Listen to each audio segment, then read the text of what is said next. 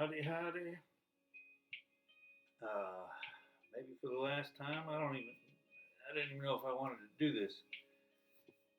I've been trapped in here for 3 days. And that first day, I think I was just nervous or anxious. So I did 7 videos, I think. And then yesterday, 3. Is that right? And then today I wrote a song and sang it. But this is the first video, kind of. Tomorrow it's supposed to be in the 30s. Right now I think it's 13, but with the wind chill it's like 4.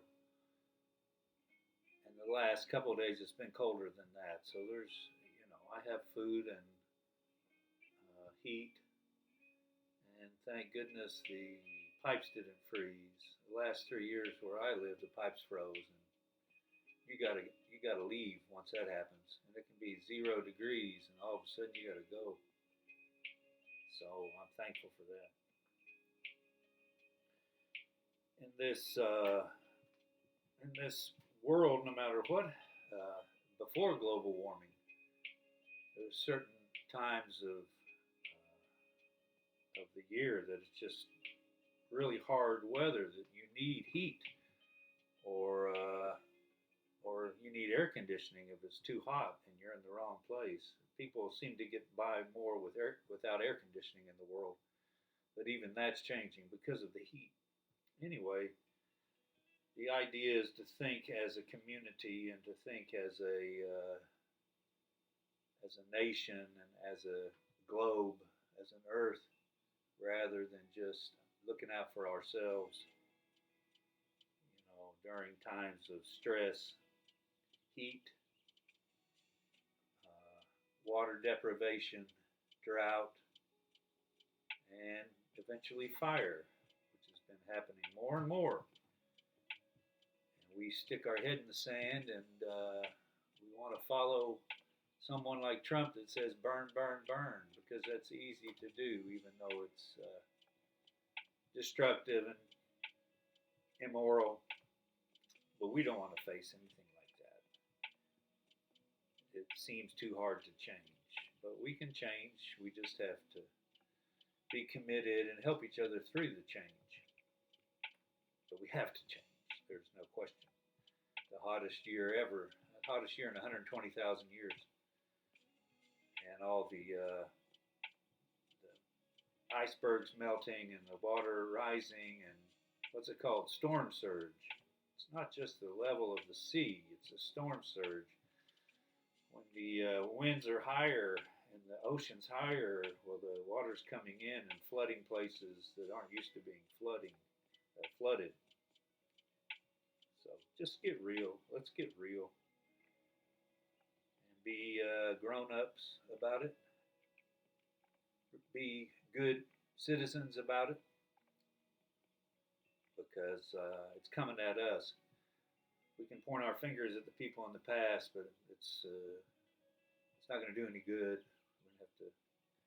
We're going to have to do the work, and we can do the work, but we have to. All right, just a few things, I guess. What are these called? Interdental floss brushes. Interdental brushes. Yeah, they go in between your gums. Do this.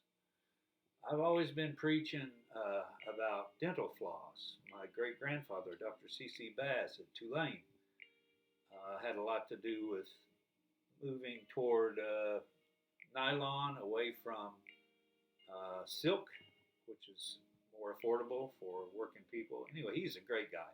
He was a great man. And he did some work on trying to help solve some terrible diseases as well. One of my heroes. But anyway, these things I believe in. And they'll help your teeth. We talk about healthcare a lot, but everybody needs healthcare. And part of your healthcare should be dental care. Because it's as important as anything else on your body, isn't it? To be able to eat.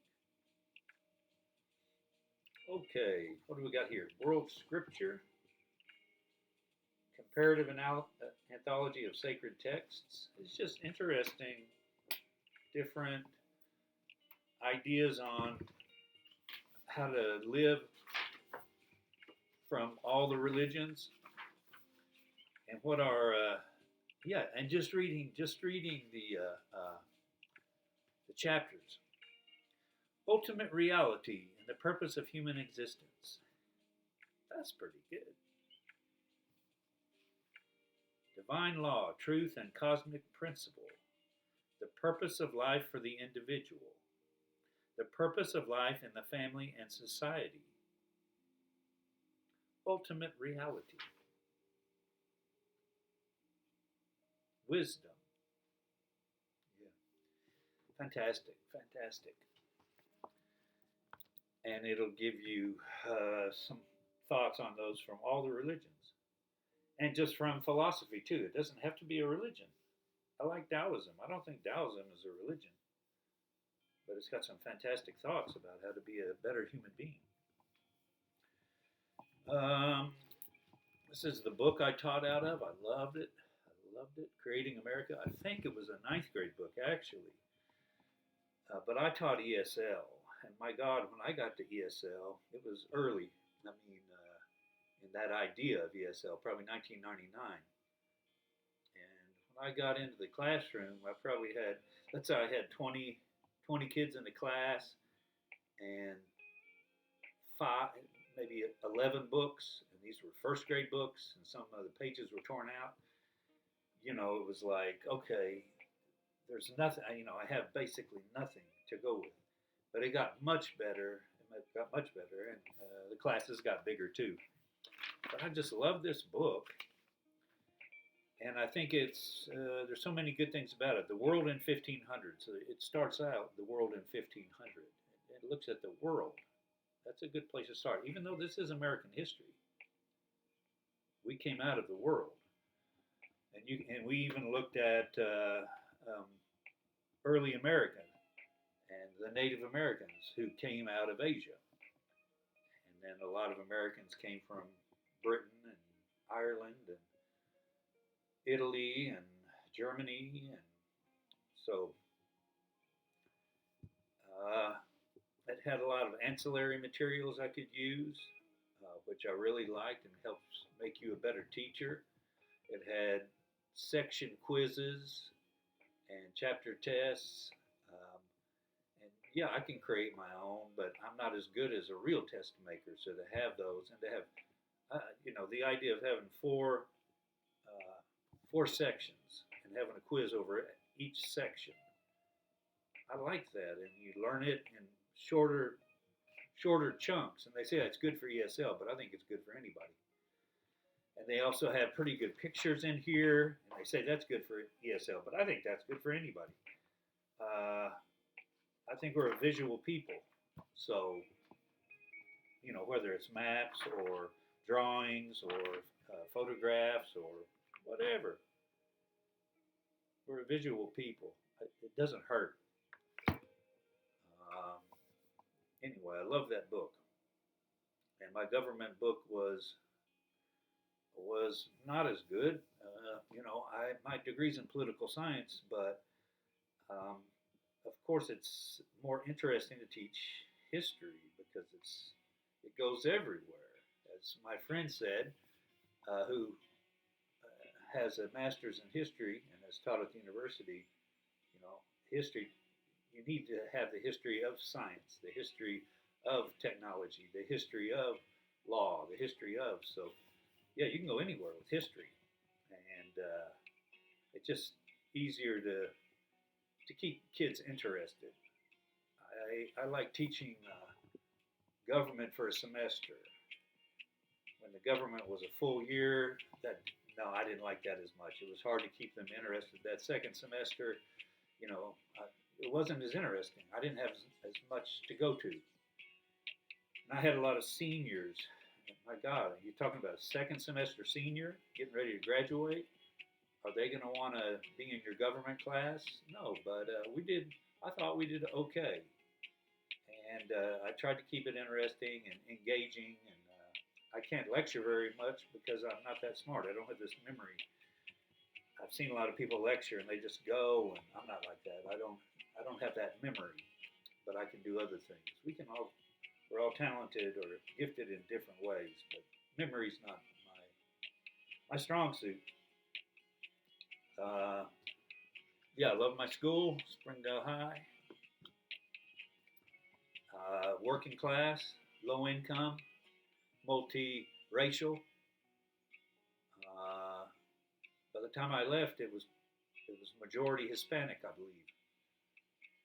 Probably something like 52% Hispanic, 45% white, 3% Marshallese, 2% African American. I don't know, something like that. A lot of Marshallese. The Marshall Islands, Bikini Atoll. We did a lot of nuclear testing there and irradiated their islands and destroyed a lot of their islands, their lifestyle, and it's a sad story. The Marshall Islands is a sad story. And now with climate change, a lot of the islands are going underwater. But sweethearts, sweethearts. I got this from a student. I got these from a student. Just kind-hearted kids. And when they showed up around 2000, uh, they were newer. They sang a lot, beautiful voices, beautiful harmony, but they would sing. Even go down the hallway with a ukulele. They would wear sandals even during the winter because they weren't used to winter. Now they've changed a lot in 25 years, but good-hearted, kind-hearted people. And if you're open and hopefully kind-hearted to people, I think you see that from them too. When I was in Morocco, I'd say the same thing about Moroccans as I'm saying about the Marshallese. I didn't hear them sing as much. I didn't hear the Moroccans sing as much as the Marshallese. Maybe island cultures have something about that. I don't know. I'm an energetic. I'm an energetic animal. I'm surprised because, like I've said, teaching is tough, and it took me 55 hours a week, basically. More if I helped coach basketball, up to 70. But it took a long time, and I was a single parent helping raise a single kid. And I mean, I coached my kid in soccer 2 years and coached him in basketball 5, I think. So I was engaged. Um, I also wrote this book. It's my book. Who's the Teacher Now? Ruminations of a Common Frontline Warrior. 400 pages. And, it's not the best book in the world, but, here, I like the picture. That's me going down the hallway to my classroom at about 6:15 in the morning. My friend that we rode to school together took the picture. I love that. Love that, man. Going to work 6:15, and just tried to get all my ducks in a row and prepped, for 2 hours or more. And I'm not going to say I worked all the time. I probably, I put on some music or whatever, but that was my focus, was to prep. And I would do a lot of the same. They would come in and the bell would ring. Sometimes they talked about this bell to bell. They always have different things they want you to do. Some of them are okay, some of them really aren't. And everybody has their own personality and classroom style. But the bell would ring, and I didn't have a question on the board like, as soon as the bell rings, I want you answering that question, and while I take roll. No, not me. I would let them talk and get that out of their system, get some socializing out of their system. And also, I think that helped build community in the classroom. So after I took roll, then it was time, and put up your phones. They can get on their phone. I'm doing taking roll, and they're doing their phones. I don't care. But then we started. I remember one time I got mad, and the kid was on his phone. I said, I said, put up your damn phone. This girl in the back said, oh, Mr. Trumbo, you said a bad word. I said a bad word? I'll teach you bad words. And I went over and shut the door. And I came in and I go, poverty, racism, hatred, or, she told me later that it kind of scared her. But I just wanted to say, you want bad words? I'll tell you bad words. Bad words are hunger and poverty and inequality and racism. Those are bad words. Those are the worst words. I was a kook. You should call Billy Bob, teeth. God, I haven't opened this in 10 years. Anyway, I kind of hide. All right, good morning. Good morning, everybody. Usually on Halloween. I would do that on Halloween. Just to have fun. I have to have fun. I have to have fun in my life. And I had fun with my kids. They were awesome. I remember one time I was walking to my room and this kid was coming up the stairs and goes, Mr. Trumbo. And I kind of turned around and looked at him like I was scared. And he started coming toward me. And so I started jogging a little bit. He started jogging. Then I started sprinting. He started sprinting. So we're running down the hall like he's chasing me. It's just funny. Just have fun, and then get into the content. I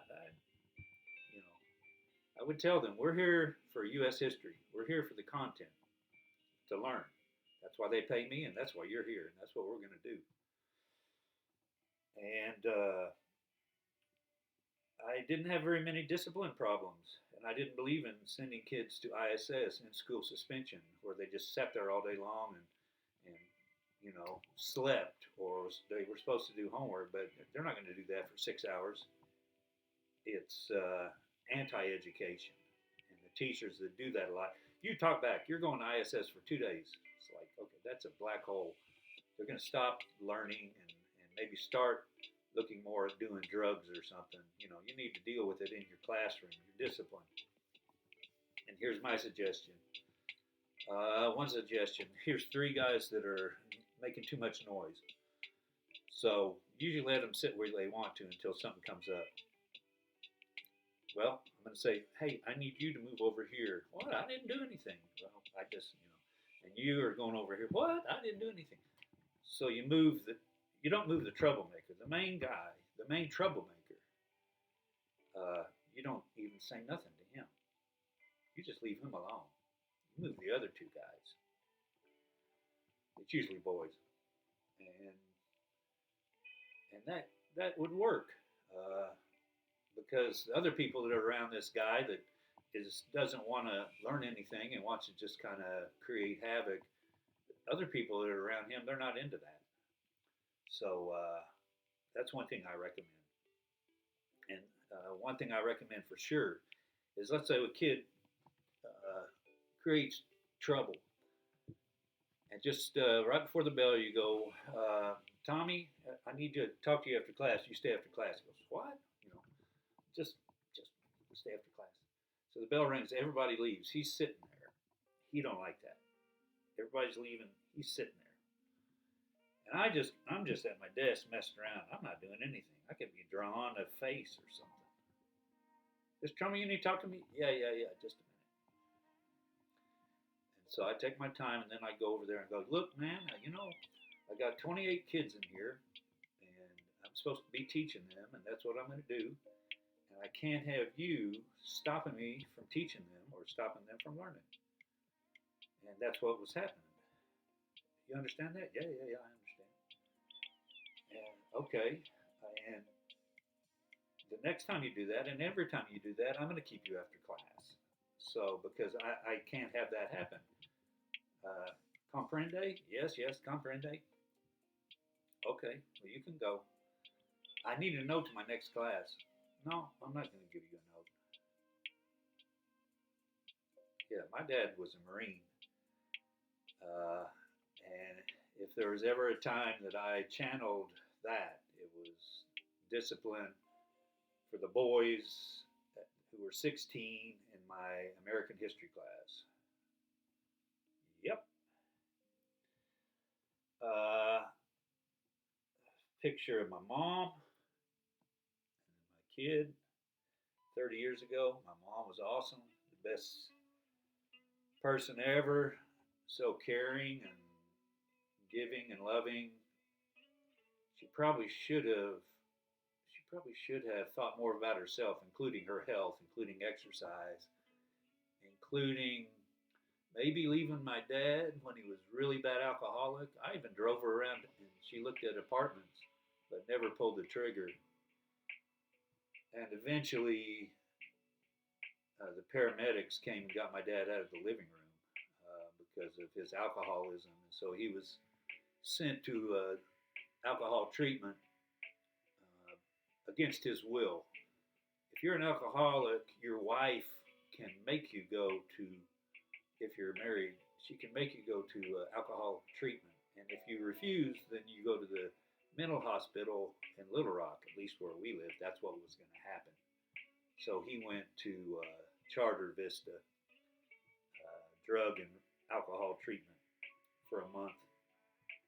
And then I remember telling, they said, you still aren't done, and so we're going to send you to another place in Springdale called Decision Point for like 2 weeks.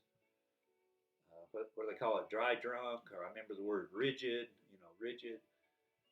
And Charter Vista was like $300 a day, and then Decision Point in Springdale was like $60 a month, but you did your own dishes, and it was in an old house, much different. But again, that's a lot of the, these people that need health care and mental health care and drug addiction care. Sometimes the money gets in the way, and that's our problem as a society. And that's why some really terrible things happen, because we don't help people, and they just go further and further, and then pick up a semi-automatic weapon.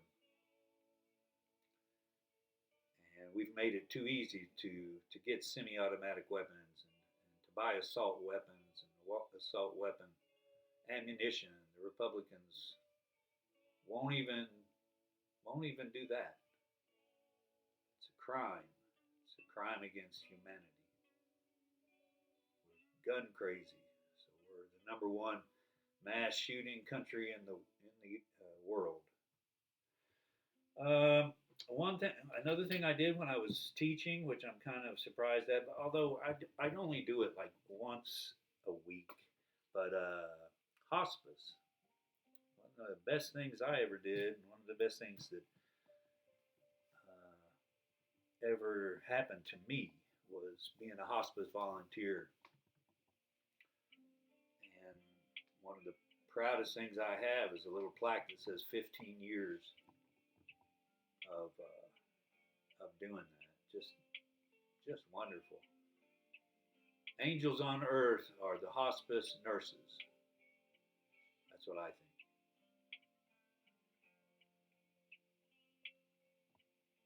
Angels walk the earth in many forms. Hospice nurses are some of those. And I remember this one guy, good guy. What did he have? Anyway, I was with him for over a year. But MS, I think he had MS. And so this one guy would get him out of the bed. He had to have help, and he had a machine to help him get out of bed and into the wheelchair. So this guy would get him out of the bed, get him into the bathroom and toileted, and then bring him out. And then I would show up after teaching and feed him. And a great guy. I knew him before. But these, he couldn't chew, so everything had to be soft. And there's a lot of hippies in Fayetteville, including me. I had my students ask me, Mr. Trumbo, were you a hippie? And I'd say, well, maybe I'm still a hippie. Hippies believe in love and peace and not being materialistic. You got something better than that? Maybe I'll do that. What's better than love and peace and not loving money? So these ladies would make him pureed spinach, sweet potato, beets. Anyway, there's in these little bottles, and I'd have a spoon. So I'd spoon and I'd feed him, and it took him a while to finish that. But he was cool, man. We were friends, and I remember after a while, I got my own spoon because I've been teaching all day, and it was 5 o'clock, and I got to eat some of that too. You can say that's wrong, that's immoral, yeah, whatever. I was there, I was helping. He was cool with it, and I was hungry. It's not like I ate that much, but yeah, sure, I had my own spoon. I did have my own spoon.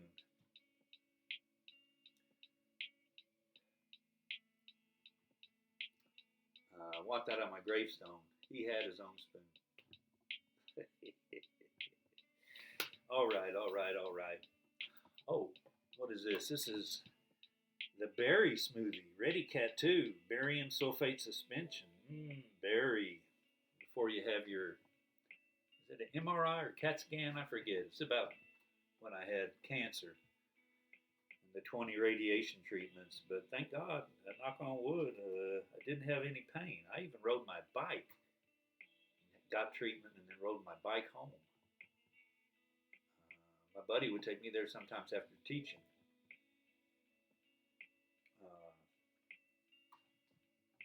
But it's a wake-up call to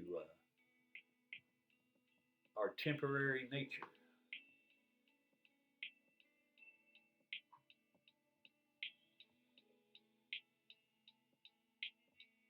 So let's do good.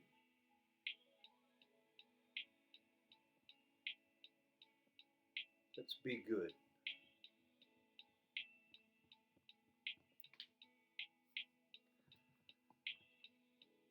Kind and humble, loving, appreciate beauty, create, have fun, laugh, cry.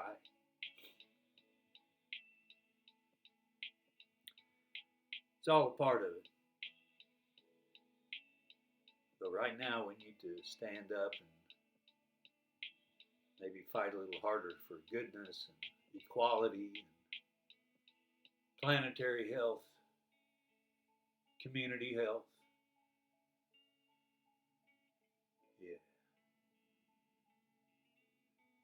All right.